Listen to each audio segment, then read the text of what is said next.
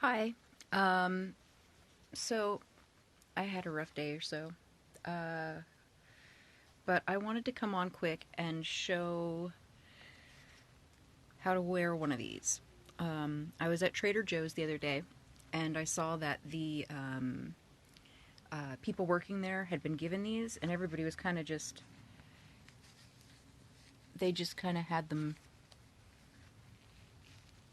like this over their face, sort of just held on, and that doesn't really work. The whole point of a surgical mask, or any mask, is to block air as much as possible in and out, and especially droplets in case you're, what did Trudeau say, breathing moistly? But the way to wear these is look for the side where the straps are attached, so that this side is the inside. And then, and usually it'll have a little more padding along the wire.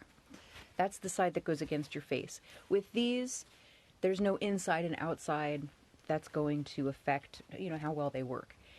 These are just plain surgical masks. Cloth masks are usually about the same way. If they're just the simple couple pieces of cloth with this, just look for the side where the straps are attached and there's padding. Put it against the top of your nose and bend it. Bend it as hard as you can down until it follows the curve of your nose, and push it against the bridge of your nose as tight as you can. You want it to be the exact shape of your nose.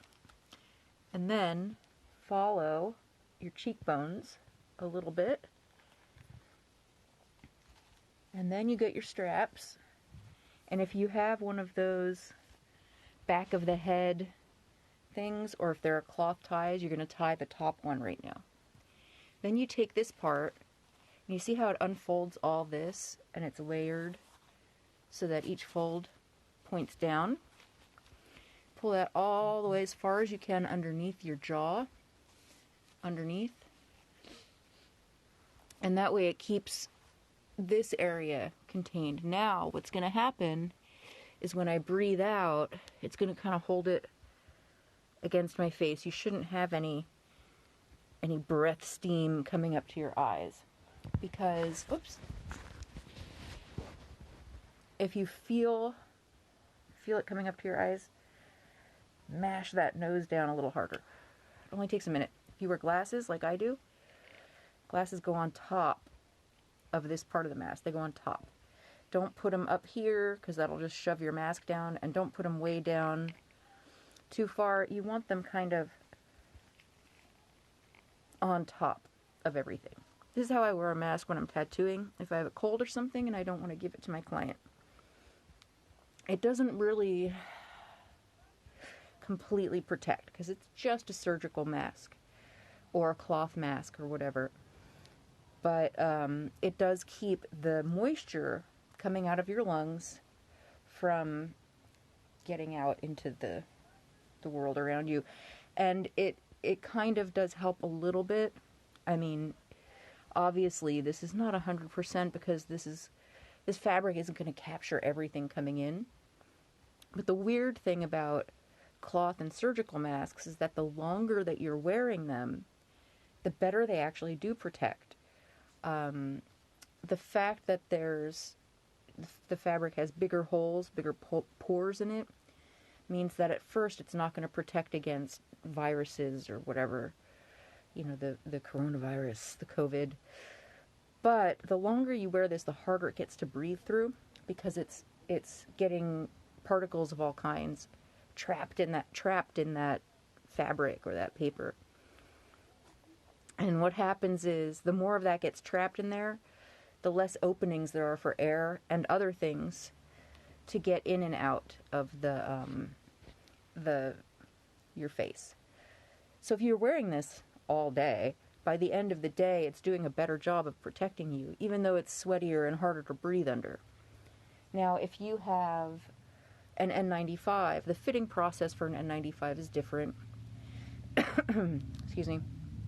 If you are using one of those, if you had one of those, for dust or wildfire season or whatever before all this, you can totally wear that. It works way better.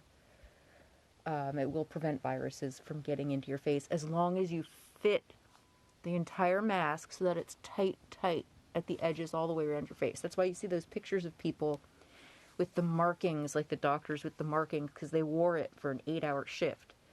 You have to fit those really tight. And when you put this around your ears with those, it can rub and hurt really bad. So you want those, you want something that holds those straps back at the back of your head. So with an N95, you definitely want the thing that holds these two straps together at the back of your head instead of just putting them over your ears, because they need to be tight. And they need to be so tight that you're not touching them and moving them. You just have to kind of fucking deal with it. With these, you don't want to touch them because the outside is technically a contaminated thing. It's contaminated. You don't want to reuse these. Yeah, a paper clip works great for the back. If you have a safety pin, a paper clip, they're a little hard and they can kind of make like the back of your head in the spot where they sit sore, but you can even just use a little piece of string and just tie it together. Tie those two together, you know, and put the whole thing over your head.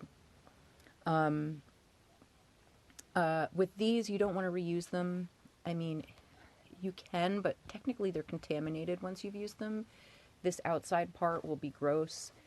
It will have, you know, the outside world on it, and the inside will be contaminated with your gunk.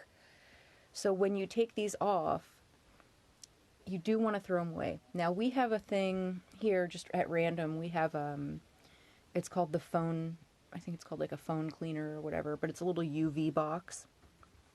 So if you have one of those with this kind, the surgical mask, again, not an N95, but just a paper or cloth surgical mask, you can take it like this, leave it bent, stick it in that UV light box for the amount of time that that thing takes to sterilize a surface. On ours, it takes half an hour because it's kind of shitty. It's a really cheap model. But something like that, you can sterilize one of these. You can try to spray these down with bleach or whatever, but it really just degrades them. And so if you have these, don't reuse them. If you have cloth ones, wash them in soap and water. Let them dry out. Soap and water, soap does kill coronavirus.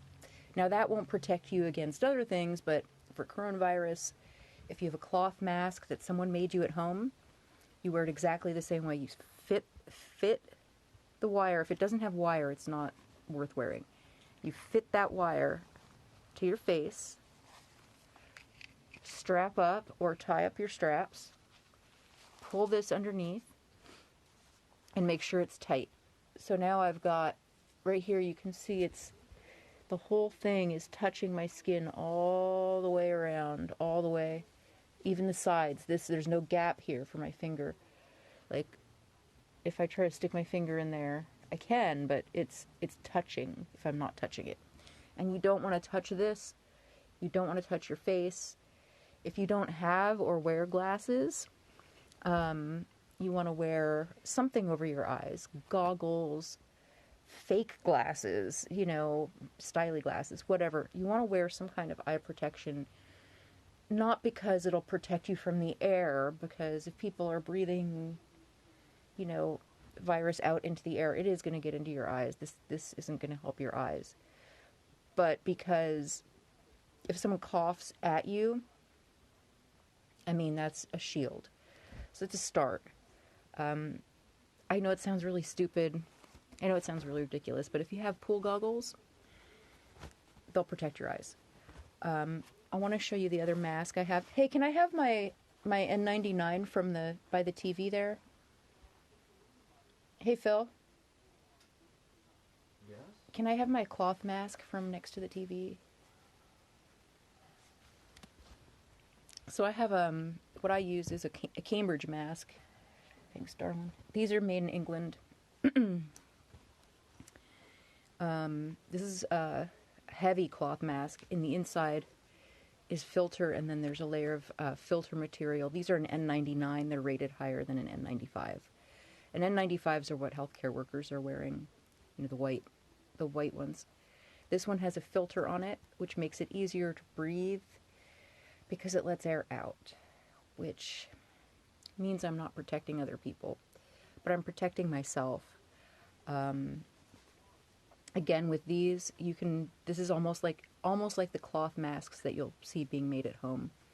This is just a better rated version of them, with a filter. My filter is clogged though, so it doesn't actually help me breathe any better. Again, you're gonna fit it. You see how well fitted this is to my face already.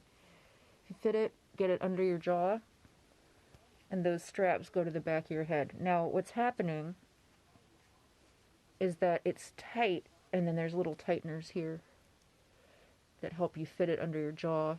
Tighten that up. So, as you can see, it's not only completely against my face, it's actually really uncomfortably tight against my face. It's harder to breathe in one of these. As you can tell from my talking, it muffles my voice, so my voice isn't as loud. And with these, it's a little harder sometimes to get it set up with glasses, but you can do it. With these, when you're done wearing them, the outside, you have to, with this brand, you can actually wipe the entire outside down with a disinfectant, or you can put it into that UV box, which is what I usually do. But when you take it off from the ear, like that. You don't touch the front of it. You can touch the inside, obviously, the side that was against your face, because that's your face, that's your contamination, but you don't want to touch the outside, you touch just the inside. And then you clean these in the UV box, or you can wipe them down. I've been wiping mine down and wiping it off.